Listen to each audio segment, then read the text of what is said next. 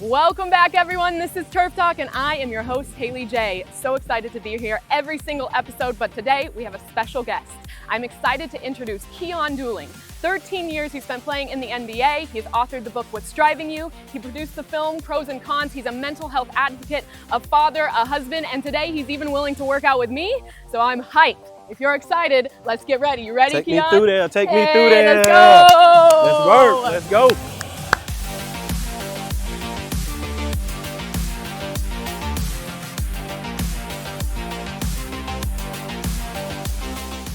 All right, Keyon, so we're gonna start with a warm-up. Make sure our bodies are ready, because I know you said you're ready for burpees, sprints, whatever's clapping.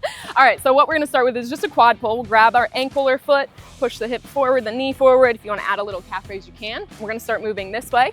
Okay. And then I just want you to let the people know a couple things about you in your own words, your own sentence, what you think is important for people to know, or what you're really proud of. Oh man, what am I proud of? Yeah. I mean, you know, first of all, my name is Keyon Dooling. Played 13 years in the NBA. Heck right? yeah. I'm very proud of that accomplishment. Yes. I'm a husband, a father, you know, a son, all those good things. But, you know, I'm pretty simple, man. I'm just proud of the man I am. I'm a survivor, right? I'm very resilient. And yeah, I'm just down home country boy, South Florida kid. All right. Yeah, you were born in Fort Lauderdale, right? That's correct. Do you think it's changed much? Oh yeah, it's grown. Yeah, it's grown. It's grown. It's a great place. It was a great time to grow up in the 80s. Great time to grow up, you know, family, community, you know, culture, food, all those great things that, you know, people come far and near to enjoy. Yeah. Yeah, love South Florida. Yeah. All right, let's turn around. We're gonna go back with some hamstring sweeps. So just hips back, 1 foot forward. And then you also went to college in Missouri, which is where I spent a lot of my childhood growing up. M-I-Z-Z-O-U. Very different, I would say, from Fort Lauderdale. What are some of the differences you noticed? Well, the first thing I noticed was the weather. Yes. Yeah, yes. It was the first time I saw snow when I went to college. But man, I enjoyed my time in Columbia, man. Yeah. Made a lot of good connections. You know, just was a regular college kid. You know, got to experience a lot, and I enjoyed my time in Missouri for sure. Hi. Yeah, so I moved to Missouri from Arizona, where, you know, it rains and people act like you gotta stay home. Yeah. The weather's crazy. Sounds about right. Yeah, and then Missouri, you have tornadoes every other day in the summer. We do. Yeah, we absolutely do. Yep. Different place, different time. Yeah, man. First time I ever went sledding. Yeah? Yeah, man. My country, Missouri teammates, you know, that first snowstorm, they took us out there, put us on the pull-up, on their pickup truck, and we went to the football field and just had our way in the snow. It's amazing. Yeah, it's classic Missouri, classic. For sure. I love it. All right, so now we're gonna do some T-spine rotations, just turning over that front knee and coming back. So tell me a little bit, you went to college in Missouri. Tell me about your journey. Did you always know you wanted to play in the NBA, or were good enough to? I think I realized I was good enough probably my senior year in high school. Okay. Became one of the top point guards in the country. Got a chance to represent our country on the USA 18 and under and 19 and under basketball team. Amazing. Where I won a silver and a gold medal. Okay. So I'm proud of that. But yeah, I knew I had a chance. It was always a passion of mine. And it was more than a passion. It was really a pathway. Yeah. Right? Pathway to, you know, getting out of one stage of life to the next stage of life. Yeah. Once you kind of realized, when you said you were about 18 or 19, did you have to lock in anymore? Did you feel like kind of had it, you were ready? No, I was locked in. Yeah. Yeah, I was locked in. I think, you know, the most difficult thing for me was to, you know, learn how to train my body. Yeah. And not just on the court. I always worked hard on the court, but more so, you know, diet, sleeping, you know what I mean? Making sure you get in the weight room and not let that affect you mentally. When I was younger, I used to think if you go lift weights, it throws off your jump shot and things like that. So kind of, you know, the strength and conditioning coaches at Mizzou really helped me elevate and understand the power of, you know, training. Yeah, good, nice. So last one we'll just come down to a tabletop position. We'll go hand behind the head, elbow toward the wrist, and then open. Okay. Okay. So once you were kind of on that path in college towards the NBA, you said you had to lock in the nutrition, the training.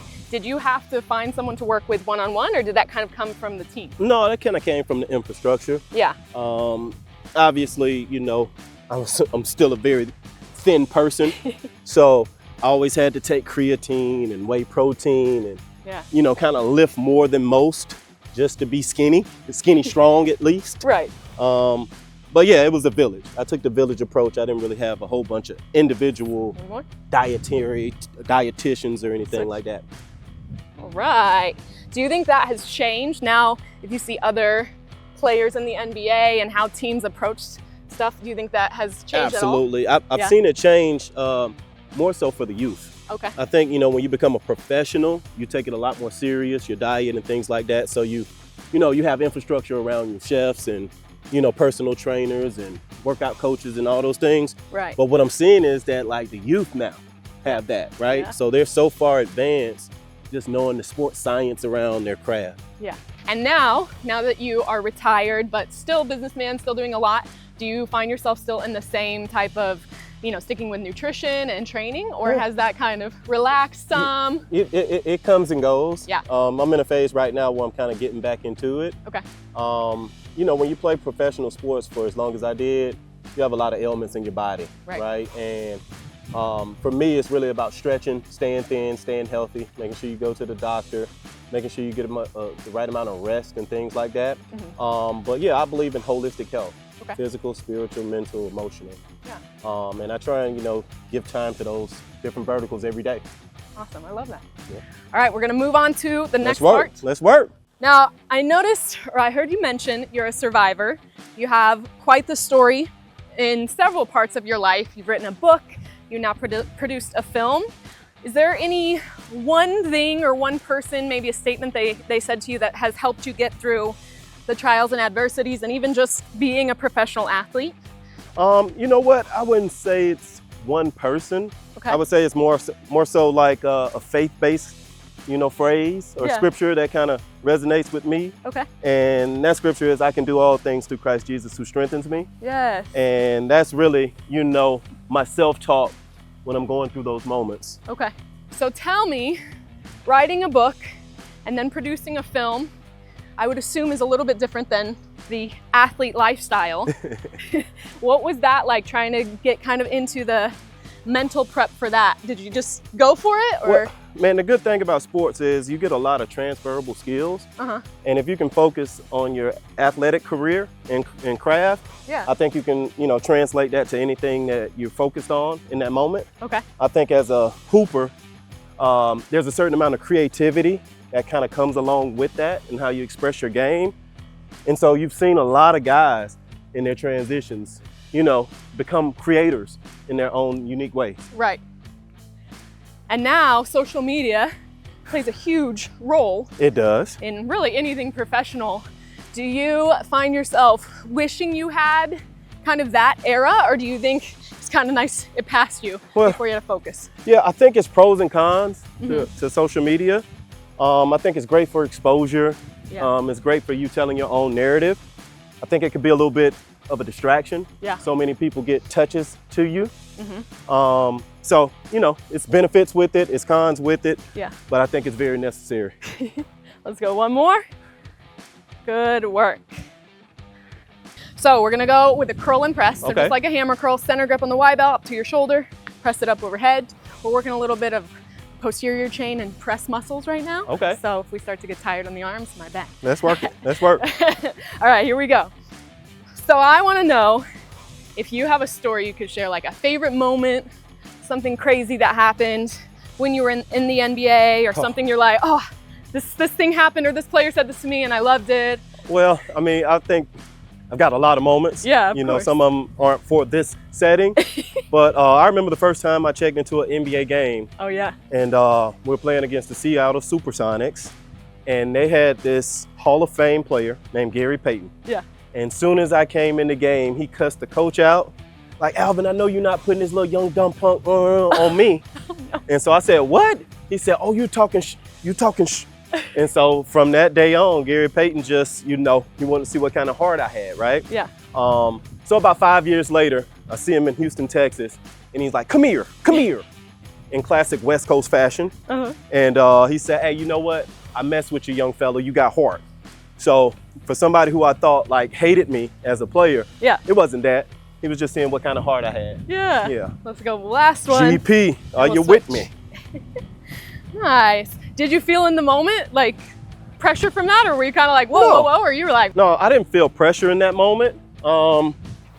It's just competition, right? You know what I mean? Guys who you grow up watching, you're on the court and you get to compete against them. You want to earn their respect, right? And if you back down or if they see any weakness, you won't last in that league. So I just had to bite my tongue and not talk with them because I'm not going to win that game. But I wanted to like prove myself and show them that I wasn't going to back down. what about a favorite player? Like maybe someone you weren't sure you would ever play with, got out on the court with them. Oh, that's pretty easy. Yeah. I grew up loving Allen Iverson. Last one. But I was fortunate enough, man, I got to play against Michael Jordan. Oh yeah? Yeah, that was pretty cool, and he actually knew my name. Oh, so okay. that was a surreal moment. I called him Mr. Jordan. He said, "Hey, call me Mike." I was like, "Okay, Mike." So no, that was very cool. Yeah. What a moment that was. Oh man, it was beautiful, man. MJ, that's MJ. Yeah. For sure. And then you played against him? I did. I got a chance to play against MJ. Okay. Yeah, I'm fortunate. I got a chance to play against Michael Jordan, Kobe Bryant, and LeBron James. Wow. So I've had an opportunity to compete against some of the best in the history of the game. Right. Yeah. Amazing. It's So awesome. cool. All right, final round. We'll go back to those X factors. Opening here. What's something that you didn't expect when you got in the league? I didn't know how difficult the job was. I mean, playing, maybe 7 to 10 preseason games, training camp, Yeah. 82 game regular season, all the travels, all the time zones. Like the actual job was one of the most difficult things. Mm-hmm. Navigating people off the court probably was even more difficult. Yeah. Especially when you're young and you're thrusted into that leadership role within your family, within your community. It's a lot of expectations and pressure. So tell me what a day in the life is like when you're in the season, in the NBA. What does that look like? Oh man, I mean, everything you do is pretty much, surrounded about being prepared for when you're in between the lines. Right. So you got to make sure you get enough sleep. You got to make sure you eat. I always showed up to practice 2-3 hours early so that I can go through my body routine and get myself mentally prepared. Feed my body, of course, get on the training table, get in the weight room, get extra shots up. So I always approached it like a job, right? The pre-workout, go as hard as you can in practice, and then the wind down after practice, making sure you get your extra shots up, making sure you ice and get all the things that you need to make sure you take care of your body. So yeah, man, that was the fun part of it. I love the process of it. Yeah. Was there a part that was not as fun for you? Traveling. Yeah. Of course, I mean, traveling is exciting, but when you start to build your family, you miss a lot of birthdays, you miss a lot of recitals, you miss that time, right? Right. And, the older you get and the more kids you have, that becomes a little bit more difficult. Last question, we'll see. Last question about while you were in the NBA, what's something that you say, I look back on this one thing and I'm really proud of it? And what's one thing you would say, if I went back, I would do this different? Okay. The thing I'm proud of is, going through different phases of my career. Early in my career, I was a follower, and a good follower at that, which allowed me to become a leader. Okay. So I was a captain several times on different teams and things like that, and served in the union, things like that. So I'm very proud of, the longevity part of it. Yeah. If I could have done something differently, I would have got therapy earlier. Yeah. Yeah, because, so many things are coming at you and you're just not really equipped, to set boundaries, to express yourself, right, all those different things. And so we can switch. Therapy would have been much appreciated much earlier. Yeah. And then you started going to therapy. I did. At a certain point. Yeah. And continue. Okay. Yeah, it helps. Yeah. It helps. Yeah, it helps for sure. Is any of that, going to therapy and kind of seeing that change, what inspired you to write your book and become the mental health advocate that you are? Definitely. Yeah. Definitely. I think, man, we all go through so much on our journeys, and sometimes we don't process it. Sometimes we block it out. Right. Sometimes we navigate, and mask that pain. So what therapy allows you to do, it allows you to kind of identify what it is that you're feeling and experiencing, and it gives you tools to be able to navigate those things. And it's really cathartic, man. It's a big release. Yeah. When you get an opportunity to share. And before we move on, we'll let our arms rest. What's one piece of advice you would have for maybe the younger generation? Because I think, at least as a coach and in fitness, mental health is starting to become less taboo, which is really awesome. But I think there's still that line of like, yeah, it's not taboo, but I've never done therapy. Right. So what would be one piece of advice for an athlete or a coach or just someone younger who wants to try it, but maybe is nervous or feeling unsure? Well, I mean, look, if we get hurt in our sport, right, if we twist an ankle or break a leg or tear a ligament, things like that, we go to the doctor, right? And we get the right treatment or the right surgery or whatever is needed to get us right physically. Right. It's the same thing with our mental and our emotional health, right? If we've been scarred or traumatized, or if we experience something that, it's difficult to talk about, therapy is like a healer of those invisible wounds, right? And then our body will send a signal. So a lot of people don't know what anxiety is, don't know what depression is, don't know what anger is. Yeah. So therapy helps you sort through those things so you can understand what you're experiencing. Yeah, awesome. All right, so next up, we're gonna go a little more pressing here. So we'll take that Y bell with the point up. We're gonna go for a knee drive, so a little bit of core, because I love working out the abs, and press up. Some balance. So let's do, we'll go for 10 on one side here. Okay, so knee up, then push. Yeah. Then come back, then drop the knee. Yeah. Okay, all right, let's work. That's fine, right? All right, yeah, let's work. All right, so let's start there. Get that rhythm first. And then I wanted to ask you about your film, Pros and Cons. It won the Social Impact Award this year. Super excited for when it comes out. Is it coming out in theaters? You know what? It's already out? We're still working on the logistics of it. Okay. Trying to build the momentum around the story. Yeah. But it's a very personal story. Yeah. Very difficult, Yeah. given the circumstances. Let's go one more this side. But to me, I always try and use my life as a teaching tool. Yeah. Right? From my life experience to help the next generation. So I thought it was a very important story to tell. Yeah. All right, we're gonna do the same thing on the other side. Let's work. Okay. Let's work. Here we go. So, was there any hesitancy you had to making this film? Of course, of course. I mean, anytime, you share parts of your testimony, there's some fear that comes through it. Right. But without fear, you wouldn't have courage. Oh, I love And that. I think you have to be courageous enough to push through when, the tape starts playing in your head. Yeah. You can talk yourself out of a lot of things. Do 2 more. I try and push through them like I'm pushing through this right now. That's right. Got to be more careful. All right, so we're gonna go for some push-ups here. But I'll give you a little break before No, we go I'm good. there. I'm good with the push-ups. Yeah, we can ride out on push-ups. I'm good with that. Watch me die. I got 3, you got 20. All right, so with this film, one thing I noticed, just when I was looking up, what it was about, I saw the promo come out before we had even been in talks to meet. And I just want to say I appreciate the amount of humility you would have had or do have for producing a film, like you said, that is kind of shining a light on maybe something not so positive on you. Yeah, man, look, even in negative situations, you have to be able to extract the positivity from it. Yeah. So me going through my adversity, it was good. It was good. Yeah. And I say it was good because like when you come out on the other side, you learn a different level of humility, patience, accountability.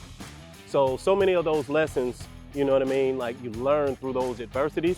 I would just hope that others don't necessarily have to go through adversity in order to make those shifts in their lives. Right, right. Okay, we're gonna do our push-ups. Here we go. Here we go. Whew.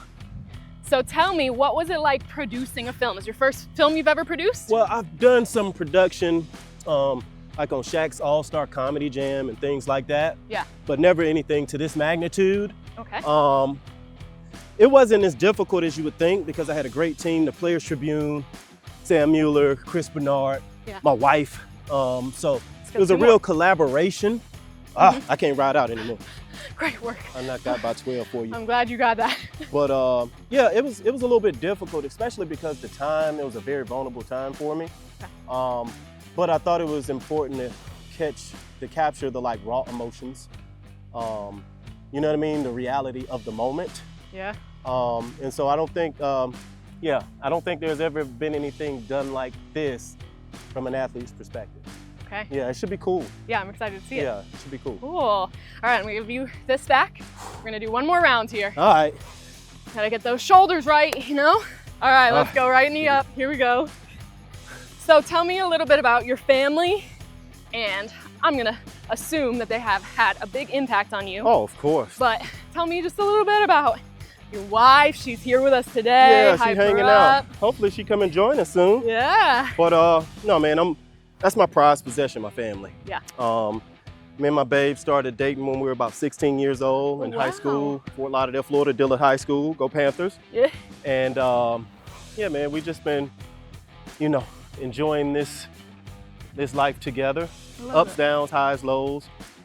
We've always had a certain amount of love and respect for one another. We've built a beautiful family. We got 4 children, 3 daughters, Danielle, Gabrielle, and Jordan. 2 of them are in college at Clark University. All right. And then we have our son KJ, who's 16. So we're almost like empty nesters now. Okay. So it's getting fun. We're getting back to dating and things like that. So it's pretty cool. Nice. All right, we're gonna go left side, last time. So this is the kind of date you bring her on, is to a workout? Yeah, sometimes ain't nothing wrong with a little daytime date. That's right. Yeah, we're gonna go hit tap 42 up or something after this. Yeah. Get our grub on. Love that. So 16 you were when you met. Uh-huh. Did you know from then, like, were you like, I'm gonna marry her? Or was it just you stayed together a long time and it was it? Well, I think there was, I think our chemistry was pretty instant. But I think around probably 18, 19, I knew that was gonna be my babe forever. Yeah. But yeah, no, like pretty early on. It's rare that you find somebody at that age and you grow and evolve with, right? And we just got a lot of respect and love and appreciation for one another.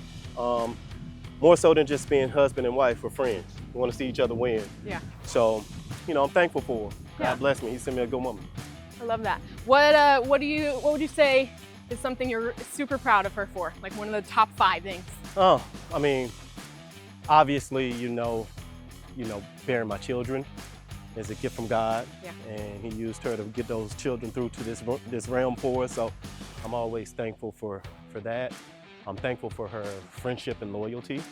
I'm thankful for, you know, just, I don't know, it's so hard to put it into words, but I'm just thankful for our companionship and our bond. Nice, I love that. I think that's important in a relationship, right? You gotta like the person, whether you love them at the moment or not. Well, you know what, sometimes like can be fleeting. Yeah. Right, but the love is strong, right? You know, there's times and situations and circumstances that you go through in life where you might not like each other. Right. You might not be each other's favorite, but the love should never waver. Yeah. All right, let's see if we can talk while we do this. So last thing, obviously a relationship with pro sports involved is not easy. We can break. What would you say is one piece of advice you would give for anyone who maybe is transitioning into that or who is deep in that professional world when so much around, so much available? Yeah, any athlete who's transitioning, I think the first phase you have to get out of is wrapping your identity up in what you did, because that's not who you are. It's a part of who you are, but it's not who you are. The second thing is like identifying like what are your skills? What are you good at? What's your passion? Okay. You know, what are you skilled at? And then cultivating and developing that. Yeah. So if you need education around it, certificates around it, certifications around it, like, you know what I mean? Identifying what you're good at, what you're talented at, and becoming skilled at it, right? And then the third thing I would say is like, all right, you have to move. You know, opportunities don't just fall in your lap. You have to go and knock those doors down. So the same, you know, passion that we have for our athletics, you have to transition that and translate that into whatever your next professional career is going to be. Okay. All right, you guys heard it. We got another block to get to. Take a little break, and then maybe we'll bring Wifey in if she's down. Let's see.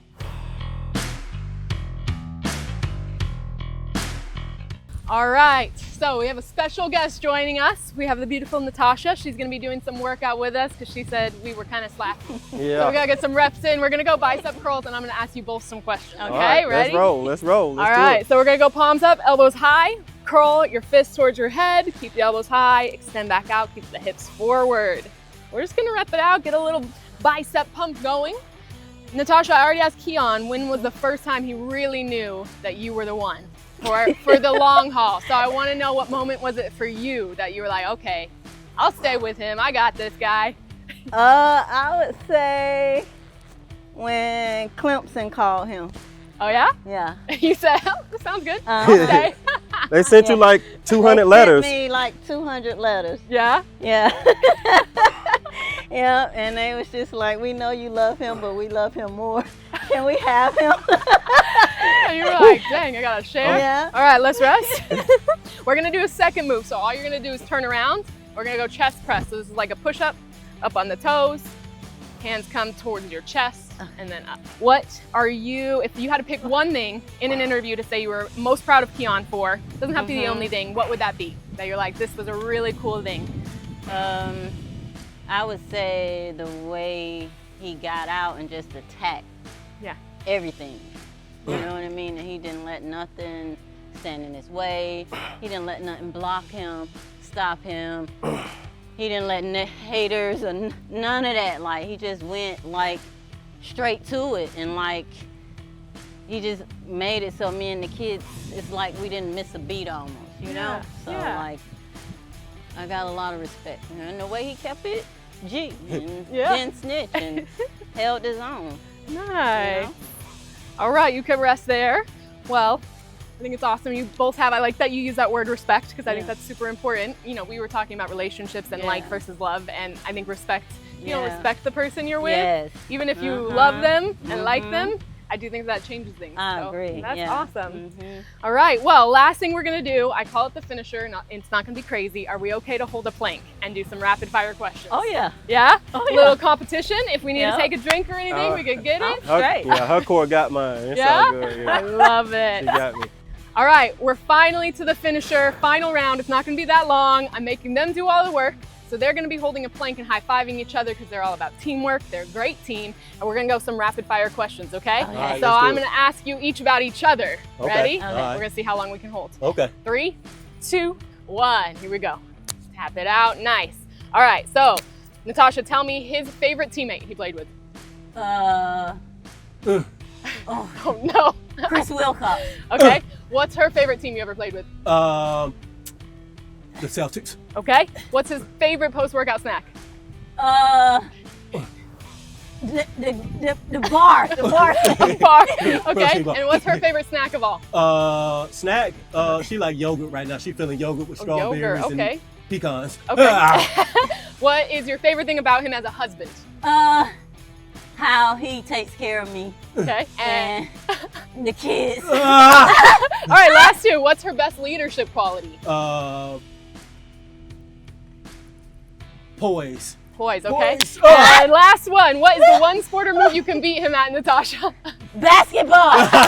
Hey, let's go. That was amazing. You guys crushed that. So good. Thank you. Oh, no, 3 times. Here we go. Hey. Yeah. Good shit, girl. Good job. All right, that is a wrap. Another episode, another workout done here on Turf Talk. I'm your host, HalyJ. I want to give a big round of applause to Keyon and Natosha Dooling for being here, showing up, doing that work. Thank you guys so much for joining me in that workout and just being willing to do whatever. Cool. I learned a lot. Hopefully they all will learn a lot. If nothing else, some good form in that, the workup. So before we go, I want to ask, what should the people know? What's coming up for you both? What are you excited about? Where can we see you next? Oh man, it's pretty simple for me, man. It's Beyond Media Group. Okay. We got a lot of different podcasts, a lot of different content coming our way. We got an amazing team. We got the documentary / movie / whatever we decide pros and cons will be. Okay. So we're working that right now. And yeah, man, we just here, man, loving life, loving the Lord, and just trying to, get better every day. Yeah, love it. All right, that's it. Thanks again for being here, and we'll see them soon.